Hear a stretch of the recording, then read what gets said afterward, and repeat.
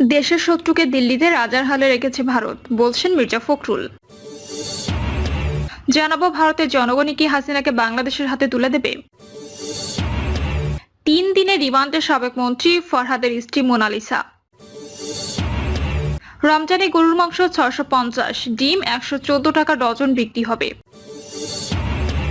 এবং সর্বশেষ জানাবো এসি 25 ডিগ্রি রাখার নির্দেশনা, না মানলে বিদ্যুৎ বিচ্ছিন্ন। শুনছিলেন সংবাদ শিরোনাম, এবারে বিস্তারিত। দেশের শত্রুকে দিল্লিতে রাজার হালে রেখেছে ভারত, বলছেন মির্জা ফখরুল। বিএনপির মহাসচিব মির্জা ফখরুল ইসলাম আলমগীর বলেছেন, আওয়ামী লীগ 15 বছরে বাংলাদেশকে বেঁচে দিয়েছে, কিন্তু তিস্তার এক ফোঁটা পানি আনতে পারে নাই। ভারতের সঙ্গে বাংলাদেশের 54টা নদী আছে, প্রত্যেকটা নদীতেই তারা বাঁধ বসিয়ে রেখেছে। একদিকে ভারত আমাদের পানি দেয় না, অন্যদিকে বাংলাদেশের শত্রু হাসিনাকে তারা দিল্লিতে রাজার হালে বসিয়ে রেখেছে। অবস্থান কর্মসূচিতে মির্জা ফখরুল ইসলাম আলমগীর বলেন, দিল্লি থেকে বসে হাসিনা বিভিন্ন রকম হুমকি জারি করে। আজকে যে সংগ্রাম শুরু হয়েছে এটা আমাদের বাঁচা মরার সংগ্রাম। আজকে যে আন্দোলন শুরু হয়েছে এটাকে আমরা শেষ পর্যন্ত নিয়ে যাব।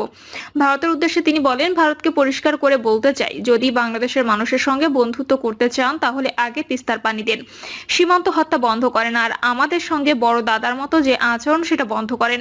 আমরা আমাদের পায়ের উপর দাঁড়াতে চাই, আমাদের হিসাব বুঝে নিতে চাই। আমরা ভারতকে বন্ধু হিসেবে দেখতে চাই, কিন্তু সেই বন্ধুত্ব হবে সম্মানের সঙ্গে। অন্তর্বর্তীকালীন সরকারের উদ্দেশ্যে মির্জা ফখরুল বলেন, আপনারা নিজেদের নিরপেক্ষ বলেন, কিন্তু এই জায়গায় নিরপেক্ষ থাকলে চলবে না। এই জায়গায় আপনাদের মুখ খুলতে হবে, ভারতকে বলতে হবে, আমার পানির ন্যায্য হিস্সা আমি চাই।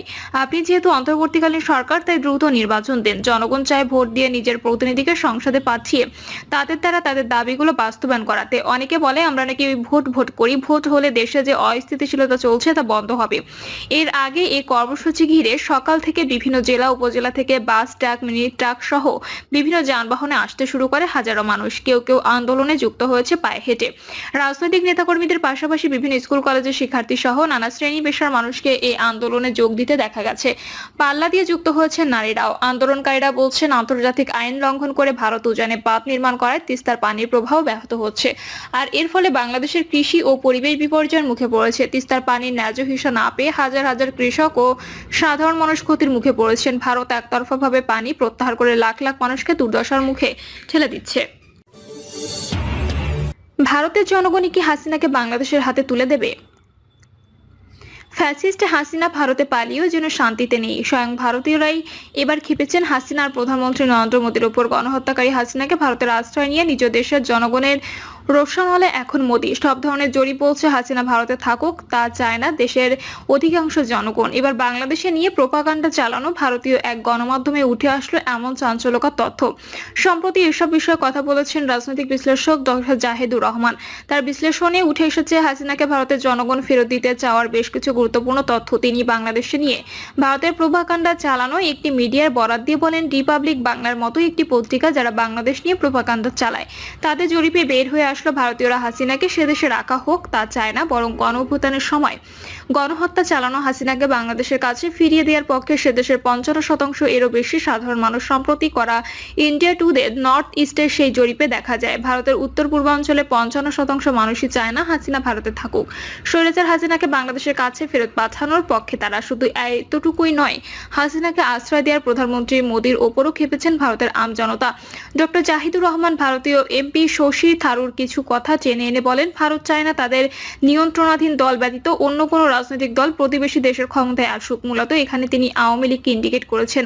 যদিও শশী থারুর দল কংগ্রেসের সমালোচনা করেছেন, এই রাজনৈতিক বিশ্লেষক হাসিনা ভারতে পালিয়ে যাওয়ার পর অন ক্যামেরায় সোনিয়া গান্ধীর সাথে গলা জড়িয়ে ছবি তোলার কথাও মনে করিয়ে দেন তিনি। শুধুমাত্র ব্যক্তিগত সম্পর্কের কারণেই হাসিনাকে বাংলাদেশের প্রধানমন্ত্রী হিসেবে আবারও দেখতে চায় কংগ্রেস ও বিজেপি, এটি মনে করেন ডক্টর জাহিদুর রহমান। শুধু যে বাংলাদেশের সাথে ভারতের এমন বৈরী সম্পর্ক তাও নয়, প্রতিবেশী শ্রীলঙ্কা, ভুটান, নেপাল সকলের সাথে ভারতের এমন বাজে সম্পর্ক শুধুমাত্র ব্যক্তিকেন্দ্রিক চিন্তা ভাবনার কারণে। ডক্টর জাহিদুর রহমান মনে করেন, ভারতীয় 62% জনগণ যেহেতু বলছে হাসিনাকে ভারতে আশ্রয় দেওয়া উচিত হয়নি মোদী সরকারের, সুতরাং ভারত তাকে ফিরে দিতে বাধ্য। আর আমাদেরও আরো জোরালোভাবে ভারতের প্রতি চাপ সৃষ্টি করতে হবে যাতে ভারত বাধ্য হয়ে ফ্যাসিস্ট হাসিনাকে ফেরত দেয়। 3 দিনের রিমান্ডে সাবেক মন্ত্রী ফরহাদের স্ত্রী মোনালিসা।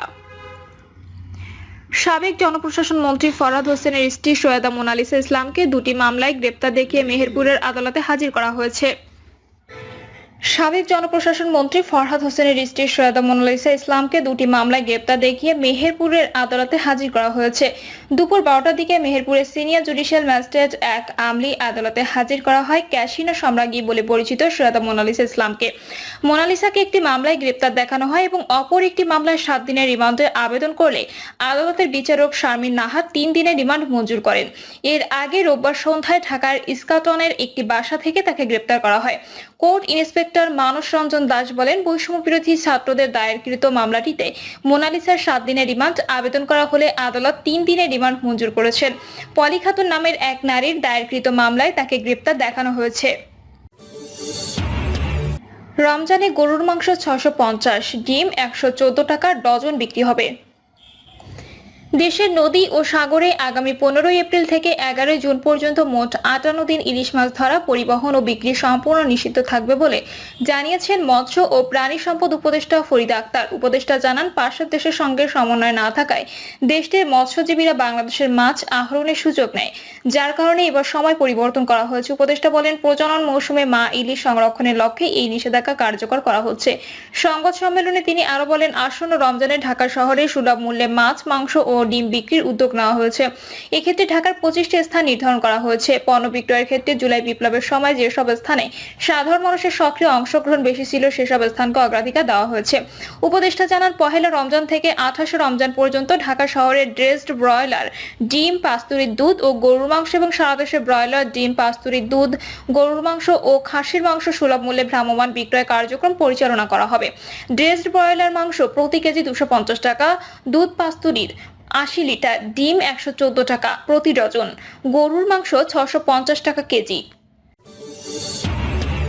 এসি 25 ডিগ্রি রাখার নির্দেশনা, না মানলে বিদ্যুৎ বিচ্ছিন্ন। আসন্ন রমজানে বিদ্যুৎ সংকট মোকাবিলায় সচিবালয় সহ সরকারি বেসরকারি অফিস, মসজিদ ও বাসাবাড়িতে এসির ব্যবহার 25 ডিগ্রি রাখার অনুরোধ জানিয়েছে বিদ্যুৎ, জ্বালানি ও খনিজ সম্পদ উপদেষ্টা ফাউজুল কবির খান। তিনি বলেছেন, বিষয়টি পর্যবেক্ষণে বিদ্যুৎ বিভাগের নির্দিষ্ট টিম কাজ করবে। কোথায় নির্দেশনা বার্তা ঘটলে সে এলাকায় লোডশেডিং করা হবে। উপদেষ্টা বলেন, অন্তর্বর্তী সরকার ক্ষমতায় এসে একটি ভঙ্গুর অর্থনৈতিক অবস্থান পেয়েছে। বিপুল পরিমাণ অর্থ পাচার হয়ে যাওয়ায় বিদ্যুৎ ও জ্বালানির মূল্য পরিশোধে আমাদের বেগ পেতে হচ্ছে। এমন পরিস্থিতিতে আমরা আসন্ন রমজানে বিদ্যুৎ সরবরাহ স্বাভাবিক রাখার সব রকম আয়োজন নিয়েছি। তিনি বলেন, শীতকালে আমাদের বিদ্যুতের চাহিদা থাকে 9,000 মেগাওয়াট, গ্রীষ্মে সেই বিদ্যুতের চাহিদা বেড়ে দাঁড়ায় 17 থেকে 18,000 মেগাওয়াট। এই যে চাহিদাটা বেড়ে যাওয়া, তার অন্যতম দুটো কারণ হচ্ছে সেচ ও এসির ব্যবহার বা কুলিং লোড। সেচ যেহেতু খাদ্য উৎপাদনের সঙ্গে সংশ্লিষ্ট, তাই তাকে আমরা সর্বোচ্চ অগ্রাধিকার দেব। কিন্তু এসির যে ব্যবহার, এটা যদি পরিমিত আকারে ব্যবহার করা যায় তাহলে কয়েক হাজার মেগাওয়াট বিদ্যুৎ সাশ্রয় হয়। তিনি আরো বলেন, কুলিং লোড কমাতে আমরা ইতোমধ্যে উদ্যোগ নিয়েছি। ধর্ম উপদেষ্টাকে অনুরোধ করেছি তিনি যেন প্রত্যেকটা মসজিদে তারাবির সময় এসি 25 ডিগ্রিতে ব্যবহারের নির্দেশনা দেন। সচিবালয় সহ সরকারি বেসরকারি অফিসেও এই নির্দেশনা বাস্তবায়নে কাজ করা হবে। এসি ব্যবহারের নির্দেশনা যথাযথভাবে বাস্তবায়িত হচ্ছে কিনা তা পর্যবেক্ষণ করতে বিদ্যুৎ বিভাগের একটি টিম কাজ করবে। কোথাও তার ব্যত্যয় ঘটলে সেখানে লোডশেডিং করা হবে। এমনকি ক্ষেত্র বিশেষে বিদ্যুৎ বিচ্ছেদ করা হতে পারে। সেখানে শহর বা গ্রাম বিবেচনা করা হবে না, ঘোষণা দিয়ে লোডশেডিং করা হবে। গ্যাস সংকটের বিষয়ে উপদেষ্টা বলেন, গ্যাসের উৎপাদন বাড়াতে কূপ খনন করা হচ্ছে, যেখান থেকে অল্প অল্প করে উৎপাদন বাড়ছে। এছাড়া গ্যাসের অবৈধ যেসব সংযোগ রয়েছে সেগুলো বিচ্ছিন্ন করা হচ্ছে। এতেও কিন্তু 200 MMCFD গ্যাস সাশ্রয় হচ্ছে। তাছাড়া এলএনজি আমদানির ক্ষেত্রে যথেষ্ট বৈদ্যুতিক মুদ্রার সহায়তা যেন পায় সে বিষয়ে অর্থ উপদেষ্টার সঙ্গে বৈঠকও করা হয়েছে। আমাদের বিদ্যুৎ উৎপাদনে কিন্তু সক্ষমতার অভাব নেই, অভাব হলো জ্বালানির।